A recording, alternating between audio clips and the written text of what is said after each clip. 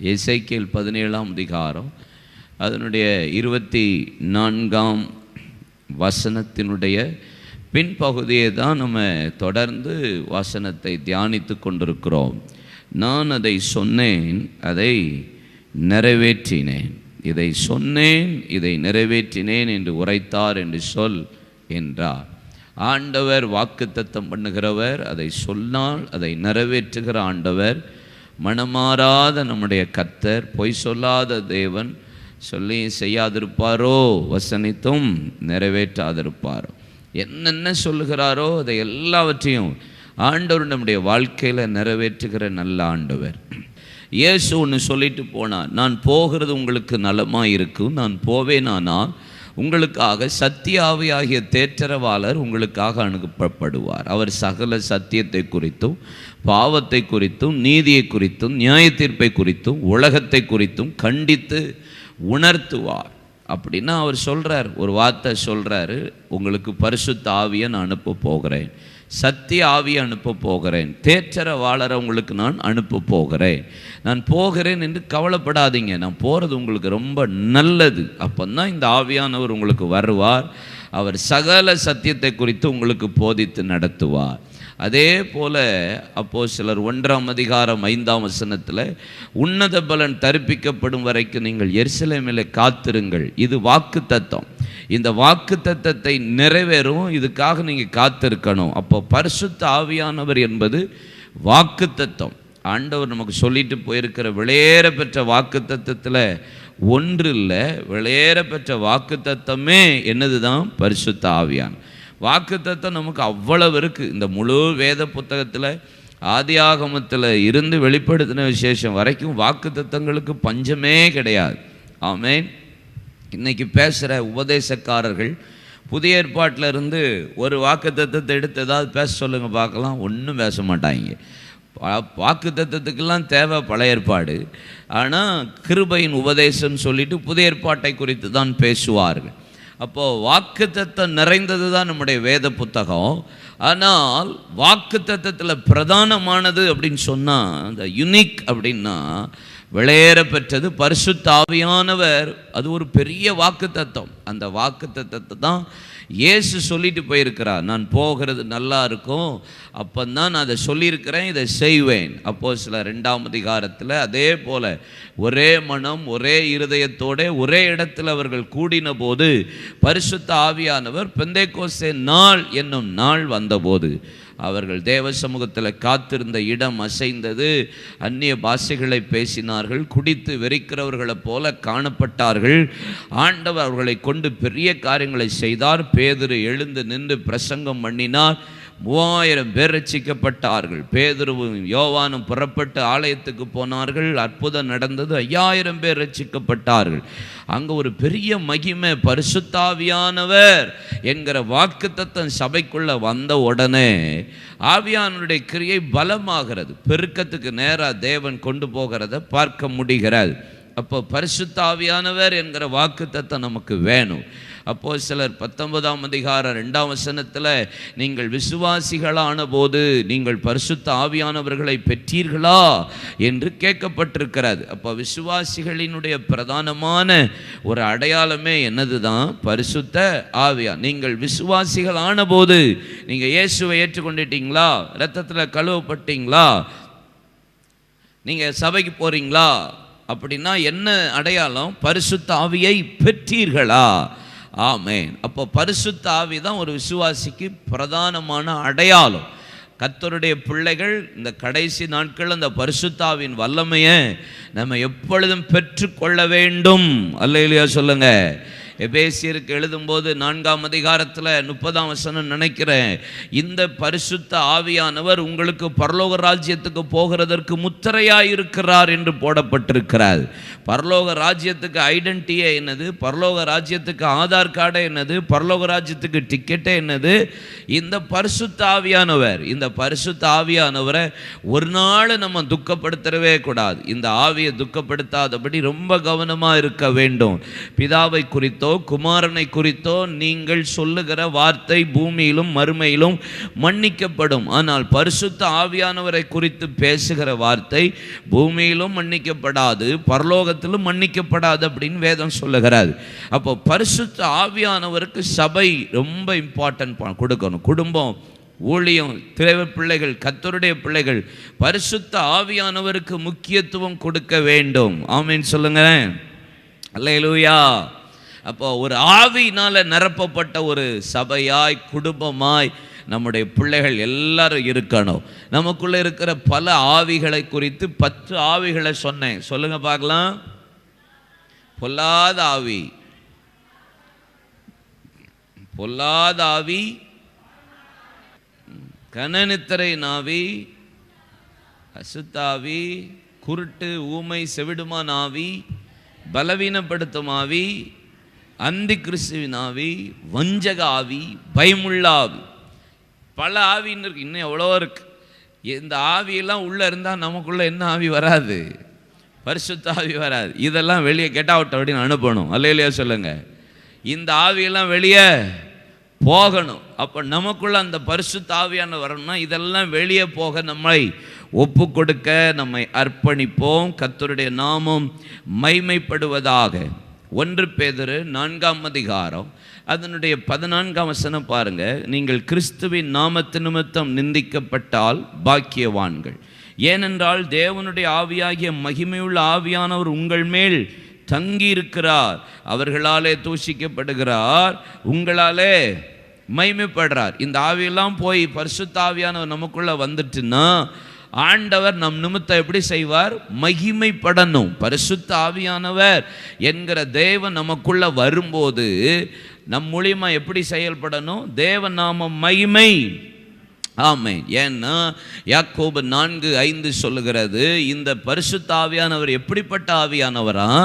வைராக்கிய வாஞ்சையான ஆவியானவரா. நம்மில் வாசமா இருக்கிற ஆவியானவர் நம்மிடத்துல வைராக்கிய வாஞ்சையா இருக்கிறார் என்று வேத வாக்கியம் வீணாக சொல்லுகிறது நினைக்கிறீர்களா? அப்ப நமக்குள்ள இருக்கிற ஆவியானவர் எப்படிப்பட்ட ஆவியானவர்? வைராக்கிய வாஞ்சையான ஆவியானவர் என்று சொல்லப்பட்டிருக்கிறது. ஆமென். மத்தேயு 4ஆம் அதிகாரம் 1ஆம் வசனத்தில் வாசித்தால் இயேசுவை இந்த பரிசுத்த ஆவியானவர் சோதிக்கும்படி வனாந்தரத்துக்கு கொண்டு போனார் என்று ஆவியானவரை இயேசு நடத்தின விதத்தை ஆவியானவரை இயேசுவை நடத்தி இருக்கிறார். பாருங்க, நம்முடைய வாழ்க்கையை பரிசுத்த ஆவியானவர் நடத்த ஒப்பு கொடுக்க வேண்டும். அல்லேலூயா சொல்லுங்களேன். ஆமென். ஏன்னா இன்னைக்கு கடைசி காலத்தில் பொல்லாத உபதேசம், நூதன உபதேசம் எல்லாமே வந்துருச்சு. இஷ்டத்துக்கு பிரசங்கம் பண்ணுறானுங்க. என்னத்தை கேட்கனே மனசுக்கு வேதனையாக இருக்குது. ஆமாம், நேரடியாக மூக்க தொடுறான்னா அவன் இப்படி தொடுறான், கிருபை அப்படின்னு கிருபைன்னு சொல்லிடலாம் லைட்டாக. ஆனால் இப்படி சுற்றி சுற்றி ஆள் மனதுங்கிறான், உள் மனதுங்கிறான், ஆள் இருதயங்கிறான், என்னென்னமோ எக்ஸ்பிளனேஷன் கொடுக்குறான். சிம்பிளாக வசனத்தை வசனமாக சொல்லிட்டு போனால் ரொம்ப ஈஸியாக இருக்கும். 1 தீமோத்தேயு 4ஆம் அதிகாரம் அதனுடைய 1ஆம் வசனத்தை பாருங்கள். எல்லாரும் எடுத்துக்கோங்க. 1 தீமோத்தேயு ஆகிலும் ஆவியானவர் வெளிப்படையாய் சொல்லுகிறபடி பிற்காலத்தில் மனசாட்சியில் சூடுண்ட பொய்யருடைய மாயத்தினாலும் சிலர் வஞ்சிக்கிற ஆவிகளிலும் பிசாசுகளின் உபதேசங்களுக்கும் செவி கொடுத்து விசுவாசத்தை விட்டு விலகி போவார்கள். ஆவியானவர் வெளிப்படையாக சபைக்கு சொல்கிறாரு, இந்த கடைசி காலத்தில் இப்படியே வஞ்சிக்கிற ஆவி, பிசாசினுடைய உபதேசம், ஆமேன், சூடுண்ட பொய்யருடைய மாயத்தினாலே அப்படியே எல்லாம் பேசுகிறதெல்லாம் பயங்கரமாக பேசுவாங்க. அது கடைசியில் சரிப்பட்டு வராது. அதனால் பரிசுத்த ஆவியான சபைக்கு சொல்கிறது, கர்த்தருடைய பிள்ளைகள் ஒவ்வொருவரும் இந்த கடைசி நாட்களில் குடும்பத்துக்கு, ஊழியத்துக்கு, தனிப்பட்ட ஜீவியத்துக்கு முக்கியமாக என்ன தேவை? விசுவாசிகள் ஆனபோது நீங்கள் பரிசுத்த ஆவியை பெற்றீர்களா? பக்கத்தில் கையை பிடிச்சி பெற்றீர்களா கேளுங்க. உங்களுக்குள்ள இருக்குதா? இல்லைன்னா உருண்டு பிறண்டாவது ஆண்டவர்கிட்ட கேட்டு வாங்கிடணும். பரிசுத்த ஆவியை என்ன செய்யணும்? உருண்டு பிறண்டாவது கேட்டு ஏசப்பாட்ட வாங்கிடணும். ஆவியானவர் தான் நம்மளை நடத்த முடியும். 2 காரியத்தை 2 வசனத்தை உங்களுக்கு இன்றைக்கி நான் காண்பித்து கொடுக்க விரும்புகிறேன். ஏசாயா 61ஆம் அதிகாரம் 1, 2, 3 வசனமும், ஏசாயா 11ஆம் அதிகாரம் அதனுடைய 1, 2, 3 வசனமும் நான் இந்த நாளில் உங்களுக்கு பேச போகிறேன். ஏசாயா 61, 1 - 3 வசனம் வாசிக்க கேட்போம். கர்த்தராகிய தேவனுடைய ஆவியானவர் என் மேல் இருக்கிறார். கர்த்தருடைய ஆவியானவர் என் மேல இருக்கிறார். சிறுமைப்பட்டவர்களுக்கு சுவிசேஷத்தை அறிவிக்க கர்த்தர் என்னை அபிஷேகம் பண்ணினார். இருதயம் நொறுங்குண்டவர்களுக்கு காயம் கட்டுதலையும் சிறைப்பட்டவர்களுக்கு விடுதலையையும் கட்டுண்டவர்களுக்கு கட்டவிழ்த்தலையும் கூறவும் கர்த்தருடைய அனுக்கிரக வருஷத்தையும் நம்முடைய தேவன் நீதியை சரிக்கட்டும் நாளையும் கூறவும் துயரப்பட்ட அனைவருக்கும் ஆறுதல் செய்யவும் சீயோனிலே துயரப்பட்டவர்களை சீர்படுத்தவும் அவர்களுக்கு சாம்பலுக்கு பதிலாக சிங்காரத்தையும் துயரத்துக்கு பதிலாக ஆனந்த தைலத்தையும் ஒடுங்கின ஆவிக்கு பதிலாக துதியின் உடையையும் கொடுக்கவும் அவர் என்னை அனுப்பினார். அவர்கள் கர்த்தர் தம்முடைய மகிமைக்கென்று நாட்டின நீதி விருட்சங்கள் எனப்படுவார்கள். அல்லேலூயா. கர்த்தருடைய ஆவியானவர் என் மேல இருக்கிறார். என் மேல இருந்தா என்னென்னலாம் நடக்குமோ? சுவிசேஷம் அறிவிப்பார், காயம் கட்டுவார், விடுதலை கொடுப்பார், கட்டவிழ்க்கப்பட வேண்டும், அனுக்கிரக வருஷத்தை ஆசீர்வாதத்தை கூறுவார், நியாய தீர்ப்பை சொல்லுவார், துயரப்பட்டவர்களுக்கு ஆறுதல், சீர்படுத்தல், சிங்காரம், ஆனந்த தைலம், துதியின் உடை, இது எல்லாம் இந்த 3 வசனத்தில் இருக்குது. கர்த்தருடைய ஆவி என் மேலே இருந்தா. இதை நான் பேசலை. 11ஆம் அதிகாரம் 1 - 3 வசனம் வாசிப்போமா? ஈசா என்னும் அடிமரத்திலிருந்து ஒரு துளிர் தோன்றி அவன் வேர்களிலிருந்து ஒரு கிளை எழும்பி செழிக்கும். ஞானத்தையும் உணர்வையும் அருளும் ஆவியும் ஆலோசனையும் பலனையும் அருளும் ஆவியும் அறிவையும் கர்த்தருக்கு பயப்படுகிற பயத்தையும் அருளும் ஆவியும் ஆகிய கர்த்தருடைய ஆவியானவர் அவர் மேல் தங்கி இருப்பார். கர்த்தருக்கு பயப்படுதல் அவருக்கு உகந்த வாசனையா இருக்கும். அவர் தமது கண் கண்டபடி நியாயம் தீர்க்காமலும் நமது காது கேட்டபடி தீர்ப்பு செய்யாமலும் நீதியின்படி ஏழைகளை நியாயம் விசாரித்து யதார்த்தத்தின்படி பூமியில் உள்ள சிறுமையானவர்களுக்கு தீர்ப்பு செய்து பூமியை தமது வாக்கின் கோலால் அடித்து தமது வாயின் சுவாசத்தால் துன்மார்க்கனை சங்கரிப்பார்.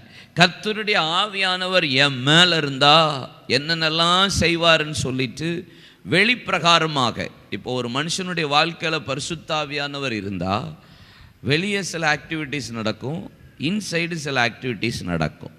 வெளியே நடக்கிறது தான் ஏசாயா 61, 1 - 3. இன்சைடு உள்ள நடக்கிறது தான் ஏசாயா 11, 2ஆம் வசனம். இந்த 2ஆம் வசனத்தில் உள்ள ஒரு 7 காரியத்தை நான் உங்களுக்கு சொல்ல போகிறேன். எவ்வளோ டைம் இருக்கோ வேகமாக நான் வசனமாக தான் சொல்லுவேன். அதை நீங்கள் குறித்து வச்சுக்கோங்க, அதை மெடிடேட் பண்ணுங்க, சரியா? முதல்ல சொல்கிறாரு, ஞானத்தையும் உணர்வையும் அருளும் ஆவி. ஞானம் உணர்வு. நமக்கு கர்த்தர் ஞானத்தை தந்திருக்கிறார். எத்தனை பேர் ஞானம் இருக்குன்ற அறிவு இருக்கா? ஹலோ, இருக்கீங்களாப்பா? தோத்திரம். சரி, நமக்கு அந்த ஆவியை வேணும். இன்னைக்கு நம்ம குடும்பத்துக்குள்ள என்ன ஆவி வேணும்? ஆமாம், ஞானம் இல்லாமல் பேசுகிறான்ப்பா, ஞானம் இல்லாமல் நடக்கிறா. மனைவியை பற்றி புருஷனோ, புருஷனை பற்றி மனைவியோ, பெற்றோர்கள் பிள்ளைகளை பற்றியோ ஞானமே கிடையாது. பேசவே தெரியல, ஞானமே இல்லை அப்படின்னு சொல்கிற ஆட்கள்லாம் உள்ளே உட்காந்துட்டு இப்போ நான் சொல்லும்போது டைங் அப்படின்னு ஒரு பல்ப் வந்துருக்கும். இங்கே சைடில் உள்ள ஆட்கள் டைங் அப்படின்னா அந்த சைடு உள்ள ஆட்களை பல்ப் வந்திருக்கும். எப்படியோ நீங்கள் யாரையோ ஒரு ஆளை நினச்சிட்டீங்க, அந்த ஆளுக்கு கர்த்தர் இன்னைக்கு ஞானத்தினால நிரப்புவாராக. ஒன்று பிள்ளைகளை நினச்சிருப்போம், இல்லைன்னா கணவனையோ மனைவியோ நினச்சிருப்போம், இல்லைன்னா வேலை பார்க்குற இடத்துல ஐயோ அப்படின்ட்டு அந்த ஆளை நினச்சிருப்போம். தோத்திரம். இப்போது இந்த ஞானம் அப்படிங்கிற காரியம் ரொம்ப முக்கியம். பாருங்கள், சில நேரம் ஞானம் இல்லாமல் செய்கிற காரியம்தான், ஒரு சின்னதாக ஞானம் இல்லாமல் பேசுகிற வார்த்தை, சின்னதாக ஞானம் இல்லாமல் செய்கிற செயல்கள் பெரிய பாதிப்பை உண்டாக்குன பல காரியங்கள்லாம் வேதத்தில் இருக்கிறது. சிம்பிளாக ஒரு சின்ன ஞானம் இல்லாமல் செயல்பட்டது குடும்பங்களையே பாதிப்பு உள்ளாக்கி இருக்கிற காரியங்கள்லாம் எனக்கு தெரியும், ஞானம் இல்லாமல். அல்லேலூயா. ஆமாம், சில சின்ன சின்ன ஞானம் இல்லாமல் செயல்படுகிற கணவன் மனைவிகள், பெற்றோர்கள், பிள்ளைகள், இன்றைக்கி நம்ம அதை கொஞ்சம் கரெக்ட் பண்ணிக்கணும். ஆமென் சொல்லுங்களேன். அல்லேலூயா. எத்தனை பேர் அதை விசுவாசிக்கிறீங்க, விரும்புகிறீங்க? ஆமாம், யாருமே ரொம்ப பர்ஃபெக்டாக ஞானம் அப்படின்னு சொல்ல முடியாது. நம்ம ஒவ்வொரு நாளும் அதை கேட்கணும், பெற்றுக்கொள்ளணும், அதுக்கு ஏற்றபடி நம்முடைய வாழ்க்கையை அதற்கு அர்ப்பணிக்கணும், அபியாசப்படுத்தணும், பிரயாசப்படணும். அதுக்கெல்லாம் நம்ம ஒப்பு கொடுக்கறதுக்கு தான் இந்த ஆவியானவரை கேட்கணும். இதில் ஒரு ஆவி தான் ஞானத்தின் ஆவி. என்ன ஆவி? ஆமை. பைபிளில் 2 இடத்துல தான் ஞானத்தின் ஆவின்னு இருக்குது. 2 இடத்துல தான் பைபிளில் இருக்குது. ஒன்று யாத்ராகமத்தின் புஸ்தகத்தில் இருக்கிறது, யாத்ராகமத்தின் புஸ்தகத்தில் இருக்கிறது. 2வது உபாகமம் 34ஆம் அதிகாரம் 9ஆம் வசனம். வாசிக்கலாமா? யாத்ராகமம் 28:3.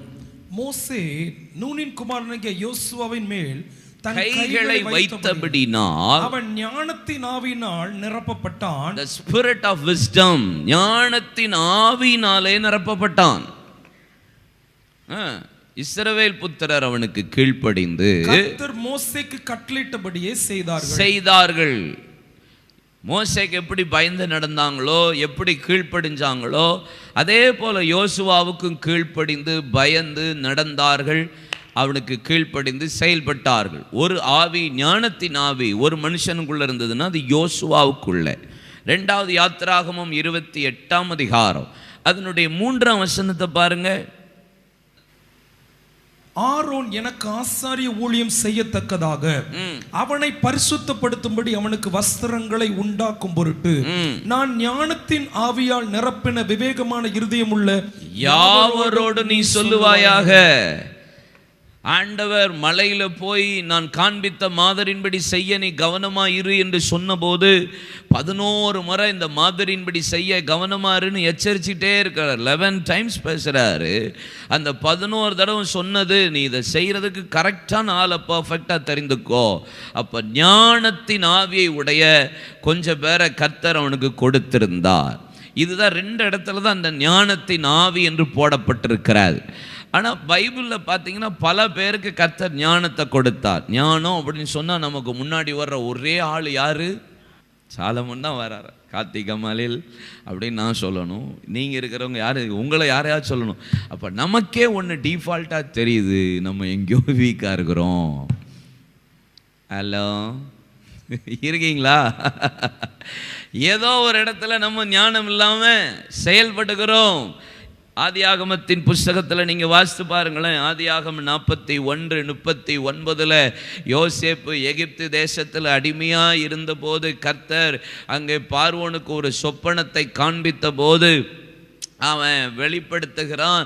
அப்பொழுது யோசேப்பு சொல்கிறாரு, எப்பா இந்த தேசத்தில் இந்த 7 காலம் பஞ்சம் வருது, 7 காலம் செழிப்பு வருது, இதுக்கு ஞானம் உள்ள ஒரு மனுஷனை, விவேகம் உள்ள ஒரு மனுஷனை நீர் தேர்ந்தெடுத்து கொள்ளும் என்று சொன்னபோது பார்வோன் யோசேப்பை பார்த்து சொன்ன ஒரு வார்த்தை என்ன? உன்னை போல விவேகம் உள்ள ஞானம் உள்ளவன் வேறு ஒருவனை நான் இந்த தேசத்திலேயே பார்க்கல, இன்க்ளூடிங் மை செல்ஃப். ஒரு பார்வோன், ஒரு ராஜா சொல்கிறான், நானும் எனக்கும் ஞானம் இல்லைப்பா, எனக்கு தெரிஞ்ச ஒரே ஞானமுள்ள ஆளு யோசேப்பு நீதான் என்று சொல்லுகிறதை நீங்கள் வேதத்தில் பார்க்க முடியும். நீதிமொழிகள் 11:30 பாருங்க. நீதிமானுடைய பலன் ஜீவ விருட்சம், ஆத்துமாக்களை ஆதாயப்படுத்திக் கொள்ளுகிறவன் யாரா? ஞானமுள்ளவன். யாரு? குடும்பத்தை ஆதாயப்படுத்திக் கொள்ளுகிறவன், புருஷனை ஆதாயப்படுத்திக் கொள்ளுகிறவள், மனைவியை ஆதாயப்படுத்திக் கொள்ளுகிறவன் யாரு? ஞானமுள்ளவன். உங்கள் குடும்பத்தில் இன்னும் யாராவது ஃபேமிலியில் ரட்சிக்கப்படாமல் இருந்தீங்கன்னா, உங்களுக்குள்ள பரிசுத்த ஆவியானவர் என்ற ஒரு ஆவியானவர் இருந்தா, ஞானத்தின் ஆவி என்ற ஒரு ஆவி உங்களுக்குள்ள இருக்குமானா, உங்களுடைய ஏக்கம், மனவிருப்பம், உங்கள் வாஞ்சை, உங்களுடைய ஆசை எல்லாம் என்ன இருக்கும்? ஆத்தும ஆதாயமாக இருக்கும். சபையில் ஆத்தும ஆதாயம் பண்ணுவீங்க, உங்க குடும்பத்தை ஆதாயப்படுத்திக் கொள்ளுவீங்கள், உங்க கணவனை, உங்க மனைவியை, உங்க பிள்ளைகள் ரட்சிக்கப்படாம யாராவது இருந்தா, உங்களுடைய எண்ணமும் உங்கள் விருப்பமும் உங்களுடைய ஏக்கமும் எதுவா இருக்கும்? ஆத்தும பாட்டு பாடினா மட்டும் போதாது, ஆத்தும பாரத்தை தாருமையா. ஏதாவது சொல்லிடுவேன் பயந்தீங்களோ? உமக்காகத்தானே உயிர் வாழ்கிறேன், உம்மை நேசிக்கிறேன். ஆண்டவரே, எங்களுக்கு நல்ல ஒரு ஆத்தும பாரம் வரணும். உங்க குடும்பத்தில் இன்னும் எத்தனை பேர் ரட்சிக்கப்படலை? கை வைத்துங்க. உங்கள் ஃபேமிலியில், உங்கள் ஃபேமிலி சர்க்கிளில், எங்கள் ஃபேமிலியில் இன்னும் பல பேர் ரட்சிக்கப்படலை. நான் ஜெபிச்சுட்டே இருக்கிறோம். சுபா ஃபேமிலிலையும் கொஞ்சம் பேர் ரட்சிக்கப்படலை. அவங்களுக்காக நாங்கள் ஜெபிக்கிறோம். கை வைத்துங்க. உங்கள் ஃபேமிலியில், உங்கள் சித்தப்பா ஃபேமிலி, பெரியப்பா ஃபேமிலி, சில வேளை மனைவியே கூட ரட்சிக்கப்படாமல் இருப்பாங்க, கணவனே ரட்சிக்கப்படாமல் இருப்பாங்க, பிள்ளைகள்னு ரட்சிப்பின் அனுபவத்துக்குள்ள இல்லாமல் இருக்கலாம். ஒருவேளை நீங்கள் ரொம்ப நேசிக்கிற ஒரு நண்பர் ரட்சிக்கப்படாமல் இருக்கலாம். அவங்களெல்லாம் நீங்கள் ஜெபம் பண்ணுறீங்களா? அப்படி ஜெபிக்கலைன்னா இப்போ கை வைத்துங்க, வலது கரத்தை வைத்துங்க. நீங்களே ஜெபம் பண்ணுங்க. ஆண்டவரே, கணவனுக்காக ஞானம் உள்ளவன், இந்த ஞானத்தின் ஆவி இருந்துச்சுன்னா அவன் ஆத்தும ஆதாயம் பண்ணுகிறவனா இருப்பான். இயேசுவின் நாமத்தில் பாரத்தோட ஜெபம் பண்ணுங்க. இப்ப ஜெபிக்கிற இந்த வேளையில குடும்பத்துல கர்த்தர் அந்த ஆத்துமாவை கர்த்தர் தொடுவாராக. ரட்சிப்பின் அனுபவம் குடும்பத்துக்குள்ள வருவதாக. இயேசுவின் நாமத்தில். அது கணவனா இருக்கலாம், மனைவியா இருக்கலாம், பிள்ளைகளா இருக்கலாம், பெற்றோரா இருக்கலாம், மாமனார் மாமியாரா இருக்கலாம், நண்பர்களா இருக்கலாம், அண்ணனா இருக்கலாம், தங்கச்சியா இருக்கலாம், அக்காவா இருக்கலாம். யாரோ ஒருவரை கர்த்தர் தொடுவீராக இயேசுவின் நாமத்தில். பிதாவே, அல்லேலூயா சொல்லுங்க. நீதிமொழிகள் 12:15 வாசித்து பாருங்கள். ஆலோசனைக்கு செவி கொடுக்கிறவனோ ஞானம் உள்ளவன். ஒரு ஆள் உங்களுக்கு கவுன்சிலிங் பண்றாங்கன்னு வச்சுக்கோங்க. ஒரு ஆள், உங்க பெரியவங்களோ, குட்டி பிள்ளைங்க, பெரியவங்களாம், வாலி பிள்ளைலாம் கவனிங்க. உங்க அம்மா அப்பா உங்களுக்கு ஆலோசனை கொடுத்தா என்ன இருக்குன்னு அர்த்தம்? உங்களுக்குள்ள the spirit of wisdom, ஆவி இருக்கு, ஞானத்தின் ஆவி. உங்களுக்கு சொல்லும் போது உங்க காது கேட்க பிடிக்கலன்னு வச்சுக்கோங்களேன், என்ன இல்லைன்னு அர்த்தம்? அந்த ஆவி இல்லைன்னு அர்த்தம். பரிசுத்த ஆவியான உங்களுக்குள்ள இருந்தா ஒரு ஆள் உங்களை குறித்து நீ இதில் கேளு, இதை சரி பண்ணு, அதை கரெக்ட் பண்ணு சொல்லும் போது அதை கேட்க இருதயம் வந்துச்சுன்னா உங்களுக்குள்ள அந்த ஆவி இருக்கு. ஆலோசனைக்கு செவி கொடுக்கிறவன். நீதிமொழிகள் 1:7 எல்லாருக்கும் தெரியும். கர்த்தருக்கு பயப்படுகிற ஞானத்தின் ஆரம்பம். ஞானத்தினுடைய பிகினிங் என்ன?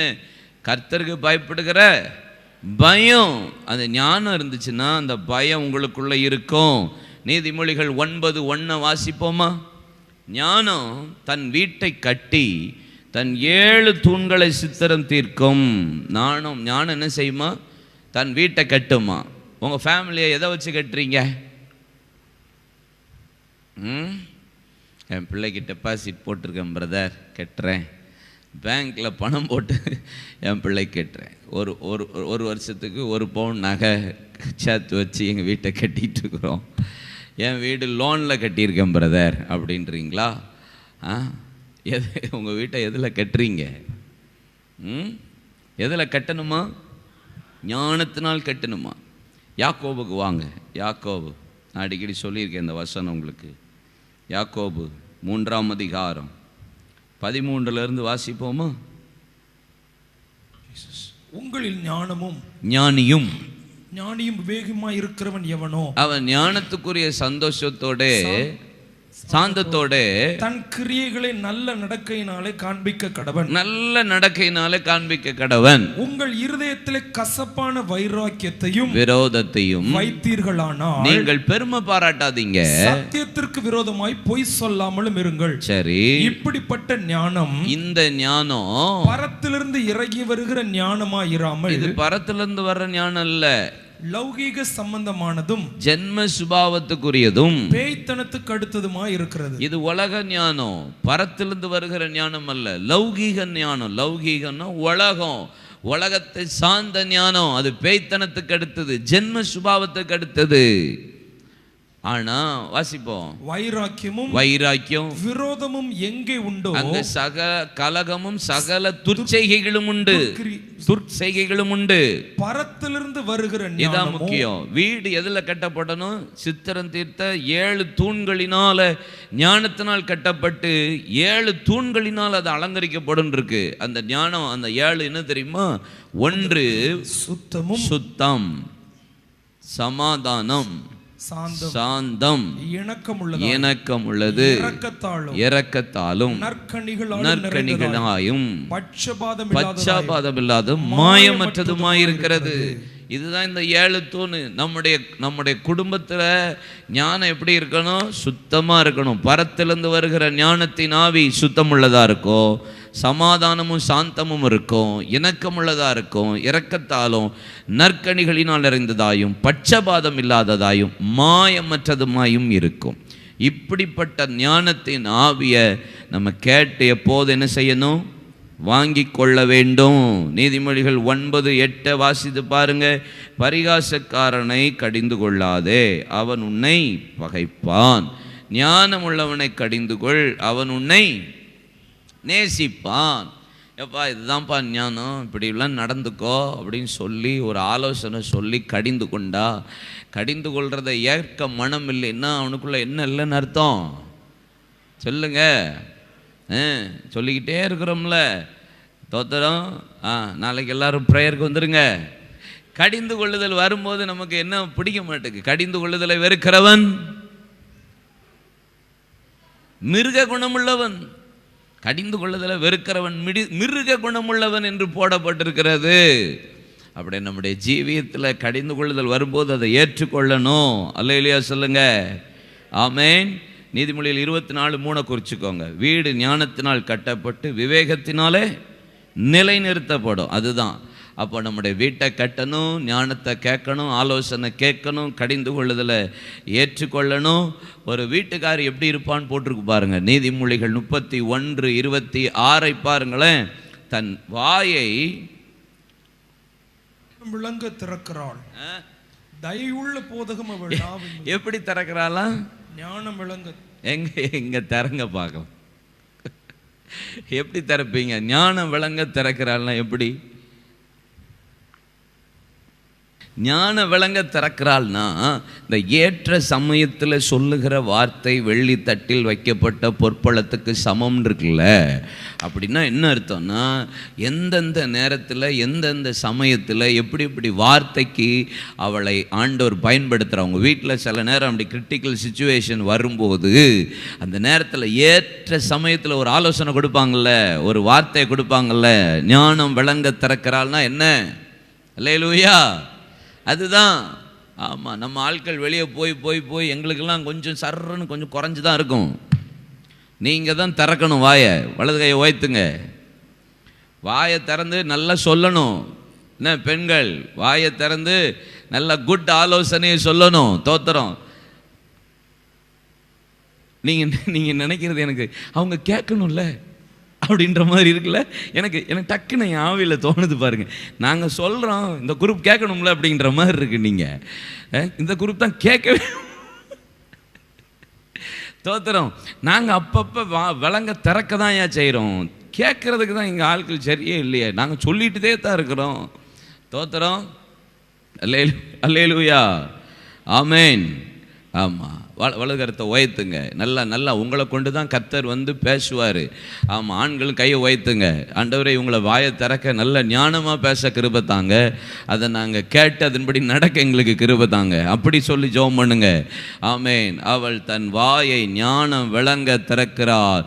தயவுள்ள போதகம் அவள் நாவின் மேலே இருக்கிறது. தயவுள்ள போதகம், தயவுள்ள போதகம், ஃபேவர். ஆமேன். கர்த்தர் நமக்கு தருவார். ஆண்டவர் சொல்லுங்க, ஜெபம் பண்ணுங்க. ஆண்டவரே என் கணவனுக்கு ஏற்ற சமயத்தில் சொல்ல அந்த வார்த்தையை நாவல தாங்க, போதகத்தை தாங்க. என் பிள்ளைக்கு சொல்ல அந்த போதகத்தை தாங்க. பிரச்சனை நேரங்களிலே, போராட்ட நேரங்களிலே சரியான வார்த்தையை ஞான விளங்க பேச போதகம் பண்ண என் பிள்ளைகளுக்கு, என் புருஷனுக்கு, குடும்பத்துக்கு, சபைக்கு கர்த்தர் எனக்கு கிருபை தாங்கன்னு கேளுங்க வாயை திறந்து. ஆண்டவரே அதை சொல்லும் போது அதை சந்தோஷமா ஆவியில் டயக்னைஸ் பண்ணி ஏற்றுக்கொள்ள எங்களுக்கு கிருபை தாரும் இயேசுவின் நாமத்தில். அல்லேலூயா சொல்லுங்க. ஆமென். 1 ராஜாக்கள் 3ஆம் அதிகாரம் 9ஆம் வசனம் நமக்கு எல்லாருக்கும் தெரிந்த வேத பகுதி தான். உமது ஜனங்களை நியாய விசாரிக்கவும் நன்மை தீமை இன்னதென்று வகையறுக்கவும் அடியேனுக்கு ஞானமுள்ள இருதயத்தை தந்தருளும். ஏராளமாயிருக்கிற இந்த உமது ஜனங்களை நியாய விசாரிக்க யாராலே ஆகும்? அல்லேலூயா. ஆண்டவர்கிட்ட கேட்டான். நமக்கு யாக்கோபு 1ஆம் அதிகாரம் 7ஆம் வசனமாப்பா, ஒருவன் ஞானத்தில் குறைவுள்ளவனாய் இருந்தால் ஒருவரையும் கடிந்து கொள்ளாதவரும் சம்பூர்ணமாய் கொடுக்கிற பிதாவினிடத்தில், யாக்கோபு 1:5, தேவனிடத்தில் கேட்க அப்பொழுது அவனுக்கு கொடுக்க கடவுள். சாலமோன் அதை தான் கேட்டான், கர்த்தர் அவனுக்கு கொடுத்தார். எனக்கு ரொம்ப பிடிச்ச ஒரு வசனம் சொல்கிறேன் பாருங்கள். அதே 1 ராஜாக்கள் 3:28 பாருங்களேன். 3:28 ஞானத்தை கேட்டான், கர்த்தர் கொடுத்தார். அதுக்கப்புறம் ஒரு காரியத்தை 2 பெண்களுக்கு பிள்ளைகளை குறித்த காரியத்தில் விசாரிக்கிறான். அப்பொழுது எனக்கு கடைசி வார்த்தை ரொம்ப பிடித்திருந்தது. தேவன் அருளின ஞானம் ராஜாவுக்கு உண்டு என்று கண்டு, தேவன் அருளின ஞானம் ராஜாவுக்கு உண்டு என்று கண்டு அவனுக்கு பயந்திருந்தார். சாலமோனுக்கு பயந்தார்களாம். இந்த ஸ்பிரிட் ஆஃப் விஸ்டம் ஒரு மனுஷனுக்குள்ள இருந்தாலே நம்மளை குறித்த பயம் மற்றவர்களுக்கு வரும். நீங்கள் ஞானமாக பேசி பாருங்க, ஞானமாக டிசிஷன் எடுத்து பாருங்க, குடும்பத்தை ஞானமாக நடத்த பாருங்க, ஏற்ற சமயத்தில் ஞானமாக தன் வாயை திறங்க. இந்த ஸ்பிரிட் உங்களுக்குள்ள வந்துட்டுன்னு வச்சுக்கோங்களேன், உங்களை குறித்த பயம், சாலமோனை குறித்த பயம் ஜனங்களுக்குள்ள வந்தது என்று வேதவசனம் சொல்லுகிறது. ஆமேன், அல்லேலூயா சொல்லுங்க. ஆமேன். 2 நாளாகமோ 30ஆம் அதிகாரம் 22ஆம் வசனம். 2வது என்ன சொன்ன உங்கள்கிட்ட? ஞானம், 2வது உணர்வு. என்ன? ஞானமும் உணர்வு. 2வது உணர்வு.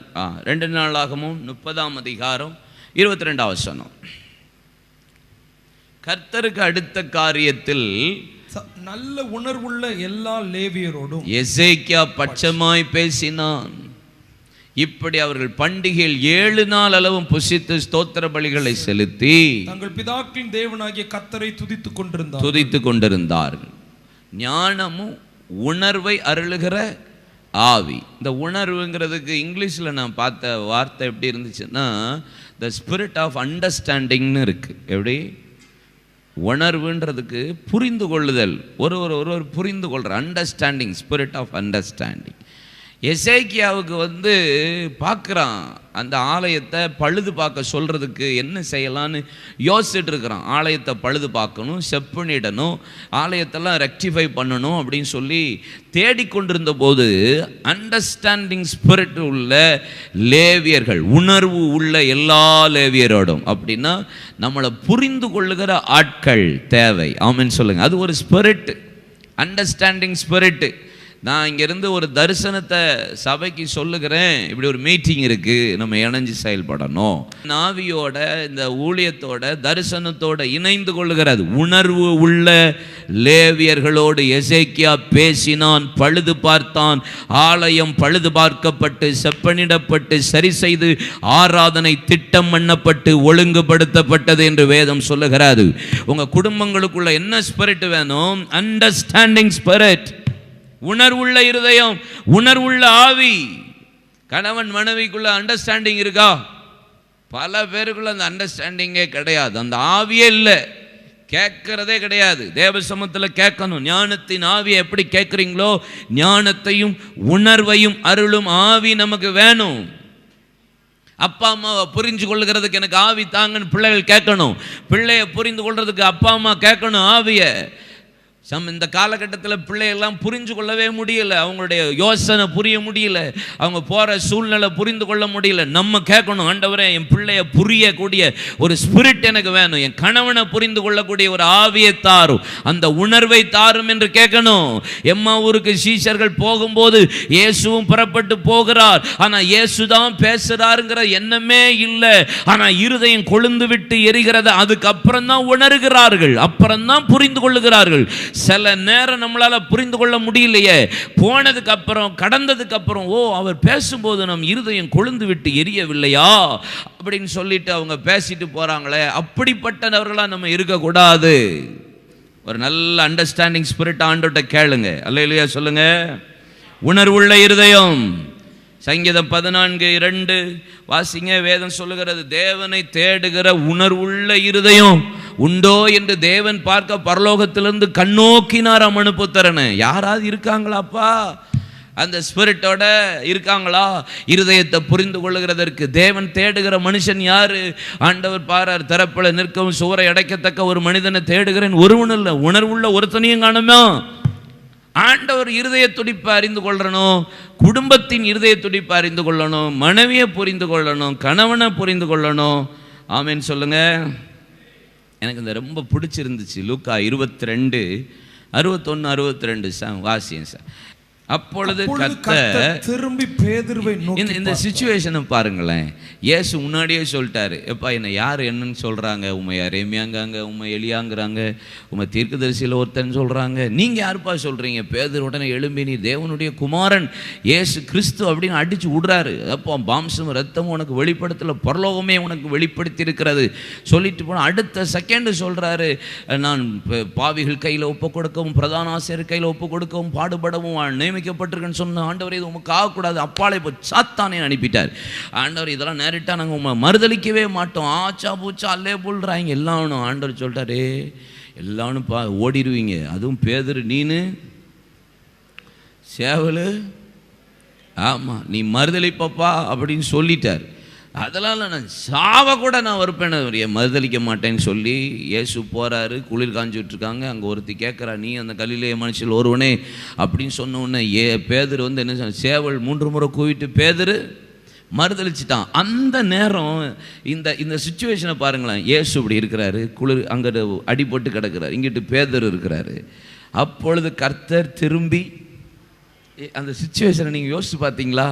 அப்படி திரும்பி பேதுருவை பார்த்து நோக்கி பார்த்தோன்னே, சேவல் கூவுகிறதுக்கு முன்னே நீ என்னை 3 தரம் மறுதளிப்பா என்ற கர்த்தர் தம்மிடத்தில் சொன்ன வசனத்தை உடனே பேதுரு அண்டர்ஸ்டாண்டிங்கை பாருங்களேன், இந்த ஸ்பிரிட் ஆஃப் அண்டர்ஸ்டாண்டிங் பார்த்தான். ஐயோ அப்படின்னு உணர்வடைஞ்சு 62 பாருங்க, வெளியே போய் மணங்க சந்து அழுதான். யூதாசு செத்ததுக்கும் பேதுரு பிரதான அப்போஸ்தலனா மாறினதுக்கு காரணம் ஒன்றே ஒன்று தான், மனங்கசந்து அழுதான். அவன் அந்த வேலையை இயேசுக்கு முன்னாடி செய்யலை, இயேசுகிட்ட சொல்லலை, அவன் தனியாக போய் அழுதான், தனியாக நாண்டு கொண்டு செத்துட்டான். மனுஷனுக்கு முன்னாடி மனங்கசந்தான். ஆனால் இவன் இயேசு பார்க்குறாரு, அப்படி பார்த்த உடனே புரிஞ்சுக்கிறான். நீங்கள் சொன்னீங்களே நான் தான் மறுதளிச்சிருவேன்னு சொன்னீங்களே, ஆமாம் அப்படின்னு அந்த அண்டர்ஸ்டாண்டிங் ஸ்பிரிட்டை பாருங்களேன். ஒரு கூட இருக்கிற ஆட்களுக்கு உங்களுக்கு இருக்கா? ஆமேன், தோத்திரம், ஆமேன். ஆமாம், நம்ம சில நேரம் சில ஆளை பார்த்தோன்னே புரிஞ்சுக்கும், இந்த ஆள் இந்த ஆத்துமா இதுக்காகத்தான் வருது, இதை சொல்ல தான் வர்றாங்கன்னு புரிஞ்சுக்கும். ஆமேன். எத்தனை பேர் உங்கள் புருஷனை மனைவியை புரிஞ்சு நடக்கிறீங்க? இன்னும் அண்டர்ஸ்டாண்டிங் இல்லை பிரதர் அப்படின்னு சொல்கிறாங்க. கண்ணை மூடுங்க, எல்லோரும் கண்ணை மூடுங்க. க்ளோஸர், அரை கண், 1.5 கண், 3/4 கண்லாம் இருக்கக்கூடாது. ஆமாம், எல்லாம் நல்லா ஃபுல்லாக க்ளோஸ் பண்ணிவிட்டு, சில இன்னும் அண்டர்ஸ்டாண்டிங் இல்லை அப்படின்னு சொல்கிறாங்க. கை உயர்த்துங்க, வலது கரத்தை உயர்த்துங்க. கணவன் மனைவிக்குள்ள அண்டர்ஸ்டாண்டிங் இல்லை, பிள்ளைகளுக்குள்ள அண்டர்ஸ்டாண்டிங் இல்லை, பெற்றோர்களுக்குள்ள அண்டர்ஸ்டாண்டிங் இல்லை அப்படின்னு சொல்கிறேன். சில புரிந்து கொள்ளாத இடங்கள்லாம் இருக்கிறது. எனக்கு கிருபை தாங்கன்னு சொல்கிறவங்க கை வைத்துங்க. இயேசுவின் நாமத்தில் ஸ்பிரிட் ஆஃப் அண்டர்ஸ்டாண்டிங் வருவதாக. குடும்பங்களுக்குள்ள அந்த ஆவி வரட்டும். ஸ்பிரிட் ஆஃப் அண்டர்ஸ்டாண்டிங், கணவனை புரிந்து நடக்கக்கூடிய, மனைவியை புரிந்து நடக்கக்கூடிய, பிள்ளைகளை புரிந்து நடக்கக்கூடிய, பெற்றோர்களை புரிந்து நடக்கக்கூடிய கிருபைகளை பிள்ளைகளுக்கு தருவீராக. இயேசுவின் நாமத்தில் எங்களுக்குள்ள வரட்டும் என்று நாங்கள் ஜெபிக்கிறோம் எங்கள் நல்லருமை பிதாவே.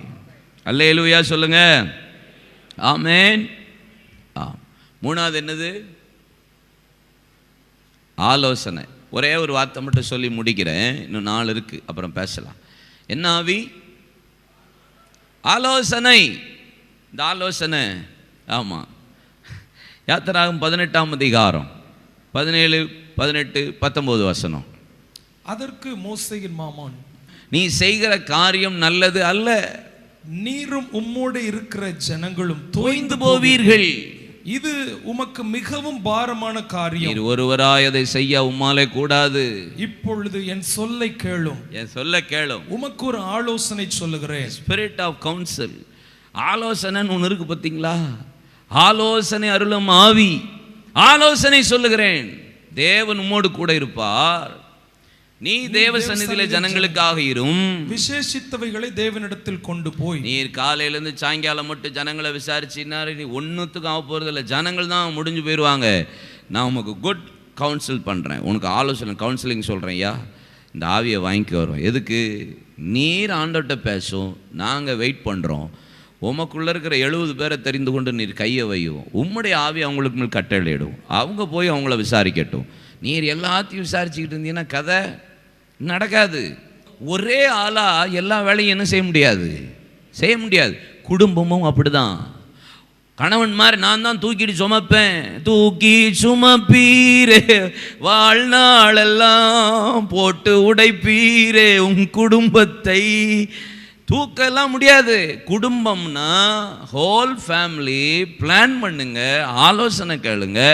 கணவன் நான் தான் என் குடும்பத்தை சுமக்க. உண்மை யார் சுமக்க சொன்னா?